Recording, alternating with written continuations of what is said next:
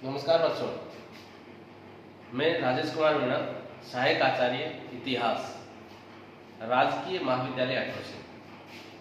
बच्चों, इससे पहले हमने रजिया सुल्तान के बारे में पढ़ा था। बीए द्वितीय वर्ष के पेपर फर्स्ट में अगला जो हमारा अध्ययन का टॉपिक है वो है अलाउद्दीन खिलजी। अलाउद्दीन खिलजी के प्रशासकीय सुधार। अलाउद्दीन खिलजी ने न केवल सैनिक उपलब्धियां हासिल की बल्कि प्रशासनिक क्षेत्र में भी बहुत बड़ी उपलब्धियां हासिल की। अलाउद्दीन खिलजी महान विजेता ही नहीं था, अपितु एक महान प्रशासक था। उसने बहुत सारे युद्ध जीते। इसके साथ ही साथ उसका जो प्रशासन है वो भी सल्तनत काल का सबसे अच्छा प्रशासन माना जाता है। सैनिक व असैनिक सभी क्षेत्रों में क्रांतिकारी सुधार किए उसने और अपनी मौलिक रचनात्मकता का परिचय दिया। सैनिक क्षेत्र में भी और असैनिक क्षेत्रों में भी, दोनों में उसने बहुत बड़ी उपलब्धि हासिल की। आज मुख्य रूप से हम जानेंगे उसके प्रशासकीय सुधारों के बारे में, हम अध्ययन करेंगे उसके प्रशासकीय सुधारों के बारे में। प्रशासकीय सुधारों में सबसे पहला बिंदु है केंद्रीय शासन। उसका जो केंद्रीय शासन था उसमें सर्वोच्च पद शासक का था और वो स्वयं सत्ता में सबसे प्रधान था। उसके बाद में वजीर का मतलब है प्रधानमंत्री।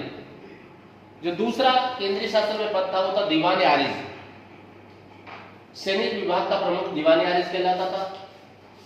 अगला जो केंद्रीय शासन का विभाग है दीवान इंसा।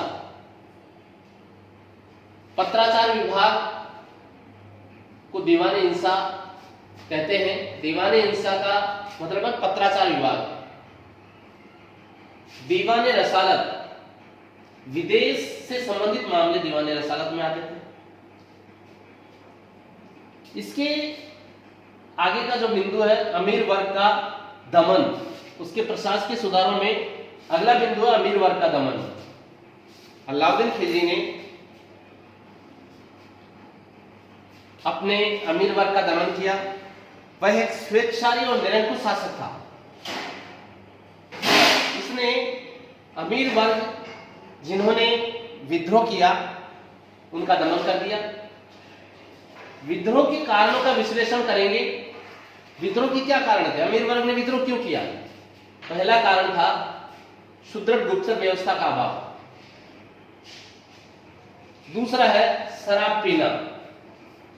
विद्रोह का तीसरा कारण था अतुल धन संग्रह करना, अमीरों के द्वारा अतुल धन संग्रह। चौथा कारण था अमीर सरदारों के आपसी सामाजिक और वैवाहिक संबंध। उसने सबसे पहले विद्रोह के कारणों का विश्लेषण किया कि विद्रोह के कारण क्या है और बाद में इन विद्रोह के जो कारण है उनके उपाय निकाले। और उपाय में सबसे पहले उसने जो गुप्तचर व्यवस्था थी उसका गठन किया। उसके बाद में दूसरा जो उपाय था शराब पर उसने पीने पर प्रतिबंध लगा दिया। न केवल पीने पर बल्कि बेचने पर भी प्रतिबंध लगा दिया।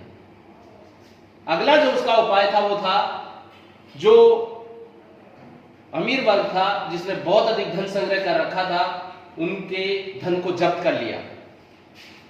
अगला जो उपाय है वो है अमीर वर्ग की दावतों और विवाहों पर प्रतिबंध लगाना।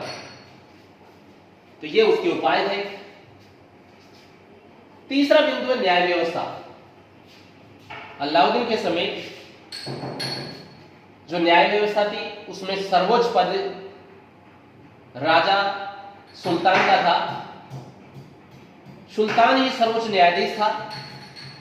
उसके बाद में अगर कोई पद था न्याय व्यवस्था में तो वो था प्रधान काजी का पद, जिसे काजी उल कुज्जात कहा जाता है। अगला बिंदु है चौथा बिंदु गुप्तचर व्यवस्था। अलाउद्दीन खिलजी ने अपने प्रशासकीय सुधारों के तहत सुदृढ़ गुप्तचर व्यवस्था का गठन किया, और जो गुप्तचर व्यवस्था थी उसका उद्देश्य था अमीरों के घरों पर, दफ्तरों में, प्रांतीय राजधानी में और बाजार में सारी गतिविधियों पर नजर रखना। अगला 5वां प्रशासकीय सुधार है डाक व्यवस्था। उसने सुदृढ़ डाक व्यवस्था चालू की, जिसमें उसके जो सैनिक थे वो बहुत ही तीव्र गति से समाचार उस तक पहुंचाते थे। जो छठा प्रशासकीय सुधार है सैनिक सुधार। सैनिक सुधार के तहत उसने स्थायी सेना का गठन किया, और जो स्थायी सेना थी वो बहुत ही प्रशिक्षित सेना थी। दूसरा सैनिक सुधार है सैनिकों की सीधी भर्ती करना। तीसरा सैनिक सुधार है उसका सैनिकों को नगद वेतन देना। वह सैनिकों को नगद वेतन देने लगा, एक सैनिक को 234 टंका देता था। और चौथा जो सैनिक सुधार है हुलिया नोट करना, वह घोड़ों को दागना। उसने सैनिकों का हुलिया नोट करना शुरू कर दिया और घोड़ों को दागना शुरू कर दिया, ताकि भ्रष्टाचार को खत्म किया जा सके, दोबारा किसी घोड़े को या सैनिक को प्रस्तुत न किया जा सके। 5वां जो सैनिक सुधार है सैनिकों के अस्त्र शस्त्रों की सुव्यवस्थित प्रबंध करना। सैनिकों के अस्त्र शस्त्रों में तलवार, धनुष बाण, कटार, इनका प्रशिक्षण देना, इनकी व्यवस्था करना आदि था।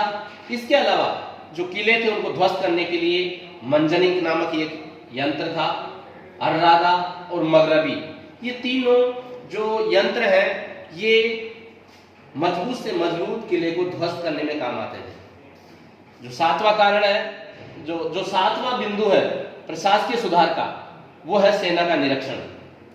उसने सेना का निरीक्षण चालू कर दिया, और इसके तहत जो अधिकारी नियुक्त किया वो था दीवान आरिज।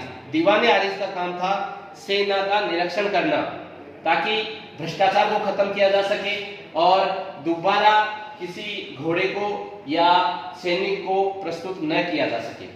अगला जो प्रशासकीय सुधार है 8वां पुलिस व्यवस्था। पुलिस व्यवस्था भी बड़ी सुदृढ़ थी उसके समय में। उसने सुदृढ़ पुलिस व्यवस्था का गठन किया, और इस पुलिस व्यवस्था में जो प्रमुख अधिकारी था वो था कोतवाल। पुलिस विभाग का प्रमुख अधिकारी कहलाता था कोतवाल। दूसरा जो पुलिस व्यवस्था में अधिकारी था वो था मुहद्दिब।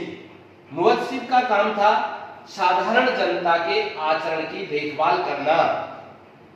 जनता का आचरण कैसा है, ये काम मुहद्दिब का था, कि लोगों के आचरण की देखरेख का जिम्मा वो स्वयं रखे।